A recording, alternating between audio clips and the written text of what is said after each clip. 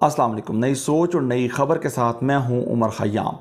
नाज़रीन, एक बात खुलकर सामने आ चुकी है कि अपोजिशन की तहरीक अदम एतमाद ना तो हुकूमत के ख़िलाफ़ कोई साजिश है और ना ही वज़ीर आज़म इमरान ख़ान के ख़िलाफ़ कोई प्रोपेगेंडा, बल्कि वज़ीर आज़म और हुकूमत की आड़ में ये साजिश, ये प्रोपेगेंडा रियासत के ख़िलाफ़ है, पाकिस्तान के ख़िलाफ़ है। मुश्तरका अपोजिशन इत्तेहाद इक़्तिदार की दूरी के बायस इस कदर फेडअप है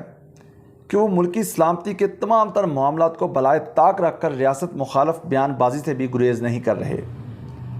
आज अपोजिशन लीडर शहबाज शरीफ और chairman Peoples Party Bilawal Bhutto Zardari की जानब से किसकी एमा पर OIC कॉन्फ्रेंस के ख़िलाफ़ बयानबाजी की गई। साथ ही साथ जो रावलपिंडी स्टेडियम में पाकिस्तान और ऑस्ट्रेलिया के मैचेस शेड्यूल थे, वनडे मैचेस और T20 मैचेस, वो इस सियासी माहौल की वजह से ये जो अपोजिशन की तरफ से अदम इस्तेहकाम और अनारकी पैदा की गई है इस सारे मामले में, उसके बायस उन मैचेस को इस रावलपिंडी से लाहौर मुंतकिल करना पड़ा। इसके अलावा हम बात करेंगे आपने आज की इस वीडियो में मीडिया के रोल की। तहरीक अदम एतमाद पेश करने के बाद जो मीडिया और बड़े बड़े जो सहाफ़ी हैं जिनके तबसरों को ख़बरें समझा करते थे एक वक्त में, उनकी ख़बरें, उनकी फैब्रिकेटेड और फेक न्यूज़ और प्रोपेगेंडा बेचा जा रहा है। इसके अलावा हुक्मरान जमात जिनके वज़ीर आज़म इमरान ख़ान के पास इस वक्त कौन सा तुर्क का पत्ता है जिसे वो 25 मार्च के बाद सामने लेकर आएंगे। इन तमाम मौज़ूआत पर आज की इस वीडियो में बात करेंगे, लेकिन उससे पहले आपसे रिक्वेस्ट है कि आप मेरे इस YouTube चैनल नई सोच को ज़रूर सब्सक्राइब करें ताकि हर नई वीडियो बर वक्त आपको मिल सके।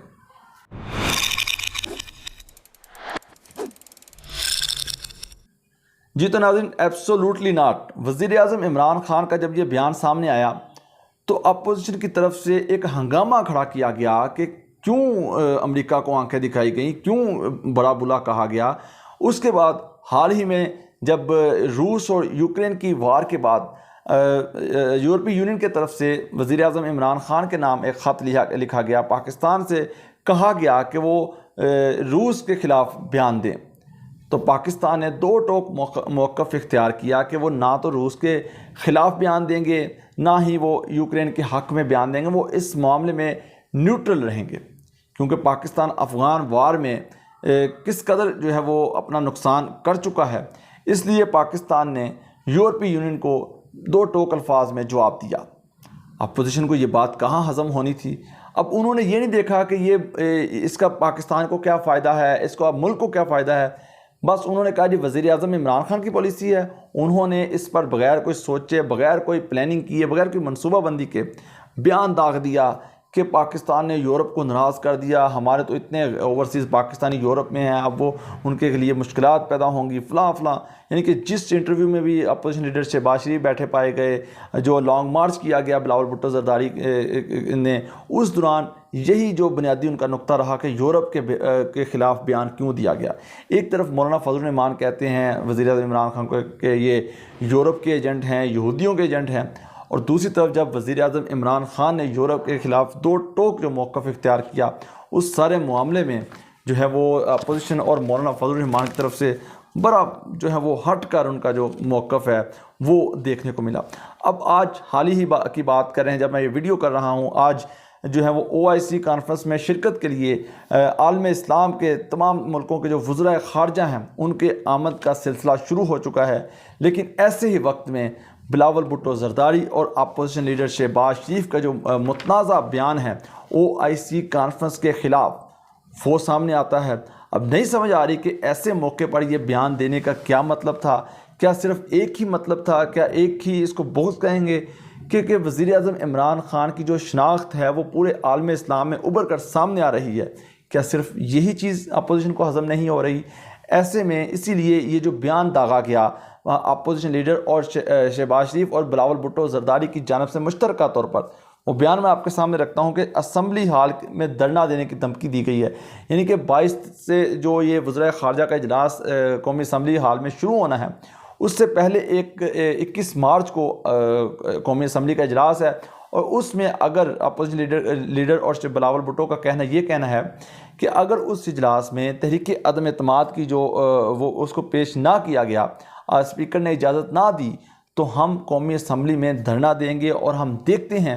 कि जो हुकूमत है वो कैसे OIC कॉन्फ्रेंस का इनाकात करती है। अब ये इवेंट हुकूमत का अकेले का हुकूमत का थोड़ी है, ये तो पाकिस्तान का इवेंट है। आप इसको क्यों मतनाज़ा बनाने की कोशिश कर रहे हैं? क्यों इस ऐसे वक्त पे ये बयान दिया जा रहा है जब OIC कॉन्फ्रेंस में शिरकत के लिए तमाम जो आलम इस्लाम के जो वज़रा ख़ारजा यहाँ तशरीफ़ ला रहे हैं, अक़वाम मुत्तहिदा के लोग आ रहे हैं, चीन से वफ़द आ रहा है, अमेरिका और दीगर जो ममालिक हैं उनके नुमाइंदगान इस इजलास में शिरकत के लिए आ रहे हैं, जिसमें अफ़गानिस्तान ख़ित्ते की बदलती सूरत हाल और जो मुआशी जो ताल्लुकात हैं उसको मजबूत करने से जो नई हिकमत अमली अपनाई जानी है उसके हवाले से बात होनी है। ये पाकिस्तान के की जो है वो मुस्तकबिल का मामला है, लेकिन ऐसे में फलते फूलते पाकिस्तान के जो राह में रोरे अटकाने की कोशिश की गई अपोजिशन की जानब से, मतलब इस मौके पर ऐसा बयान देने की कोई समझ नहीं आ रही। क्या हम इसको इस तनाजुर में देखेंगे जो शाह महमूद कुरैशी वज़ीर ख़ारजा ने 2 दिन पहले उनकी स्टेटमेंट है कि इंडियन हाई कमीशन इस सारे इवेंट को नाकाम बनाने की कोशिश कर रहा है। तो इस मोड़ पर, इस मौके पर ऐसा बयान देना, मैं ये नहीं बिल्कुल नहीं कहूँगा कि ये कोई भारत की एमा पर किया जा रहा है, लेकिन ये ज़रूर सवालात ज़रूर उठते हैं। दूसरी तरफ ये जो हिजान की कैफियत पैदा की गई, अनारकी पैदा की गई मुल्क में, ख़ास तौर पर अपोजिशन की जानब से जो सिंध हाउस वाला मामला आया, छांगा मांगा की सियासत के बाद हमें सिंध हाउस वाला जो मामला देखने को मिला, इस सिनेरियो में क्योंकि अपोजिशन ने कॉल भी दे रखी है 23 मार्च के बाद अपने कारकुनों को इस्लामाबाद पहुँचने की, तो इस सिनेरियो में जो पाकिस्तान और ऑस्ट्रेलिया के दरमियान सीरीज़ शेड्यूल है वनडे मैचेस की और एक T20 की, वो रावलपिंडी स्टेडियम में शेड्यूल थी और जो टीमें थी उन्होंने ठहरना था जो सरीना है इस्लामाबाद में। लेकिन इस सूरत हाल के पेश नज़र इनके तमाम मैचेस रावलपिंडी से लाहौर मुंतकिल कर दिए गए हैं। अब नहीं समझ आ रही कि ये सूरत हाल ऐसे मौके पर पैदा करने की क्या सिचुएशन थी जब 1 साल बाकी रह गया है जो है वो इस हुकूमत का। अगर आपने 3.5 साल इसको देखा है, 1 साल और दें, अगर आवाम इसको रिजेक्ट करेगी तो अगली हुकूमत आप लोग ले लीजिएगा। लेकिन जो वज़ीर आज़म इमरान ख़ान का जो शुरू से वो कहते आए हैं कि जब मैं इनके ख़िलाफ़ जाऊंगा तो ये सारे इकट्ठे हो जाएंगे, तो उनका कहा इस सूरत में हमें सच होता हुआ दिखाई दे रहा है। साथ साथ हम बात करेंगे अब मीडिया के किरदार का। तहरीक अदम एतमाद जब से पेश हुई है, चंद जो बड़े सहाफ़ी और जो बड़े बड़े मीडिया चैनल्स हैं उस पर इसको हम कहेंगे तर्जमानी की शक्ल में या फिर वो एक दूसरे से आगे निकलने की शक्ल में वो फैब्रिकेटेड और फेक न्यूज़ का एक सिलसिला चल रहा है। मैं कोई पुरानी खबरों की बात नहीं करूँगा, मैं आज ही की खबर की बात कर लेता हूँ कि कुछ रोज़ पहले तसादम के ख़दशे के पेश नज़र एहसन बून जो सुप्रीम कोर्ट बार के सदर हैं उनकी तरफ से एक पिटिशन दायर की जाती है सुप्रीम कोर्ट में कि जो लॉन्ग मार्च आ रहा है अपोजिशन का और हुकूमत ने 27 मार्च को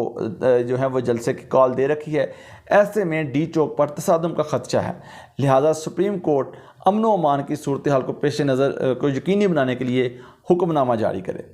अब ये थी पिटीशन जिस पर सुप्रीम कोर्ट ने मंडे को इस पर हेयरिंग करनी थी, लेकिन आज अचानक जो चीफ जस्टिस ने इस पर आज ही 1 बजे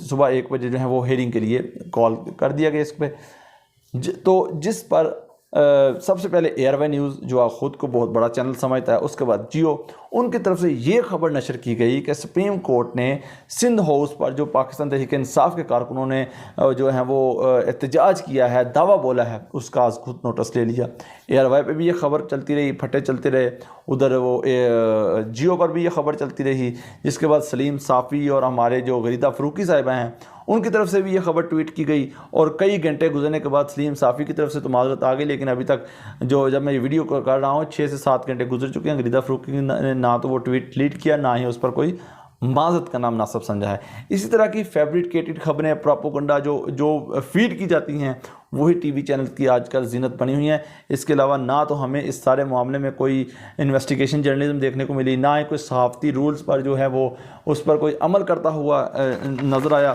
तो बड़ी गुमगू की और कशमकश की सिचुएशन पैदा करने की ये कोशिश की जा रही है। अब जो कौमी असम्बली का मामला है, जो दोबारा मैं उसी पॉइंट पे जाता हूँ कि जो अपोजिशन ने कॉल दी है कि वो कौमी असम्बली में एहतजाज करेंगे अगर तहरीक अदम एतमाद की जो पिटीशन है उस पर बहस ना की गई पीर के रोज़। तो अपोजिशन स्पीकर असम्बली के पास तो बहुत से सारे इख्तियारात हैं, वो कौमी असम्बली का इजलास तो कहीं भी जो है वो तलब कर सकते हैं, किसी होटल में तलब कर सकते हैं, किसी दूसरे शहर में तलब कर सकते हैं। तो क्या इस सूरत में भी एहतजाज को वहाँ एहतजाज किया जाएगा? तो लिहाजा इस मामले को अफ़हाम व तफ़हीम के साथ बग़ैर धमकी अमेज़ रवैया इख्तियार करने के साथ इसको हल किया जा सकता है। अब तुरब का पत्ता कौन सा है हुकूमत के पास? हुकूमत के जो मुनहरिफ अरकान हैं दर्जन भर,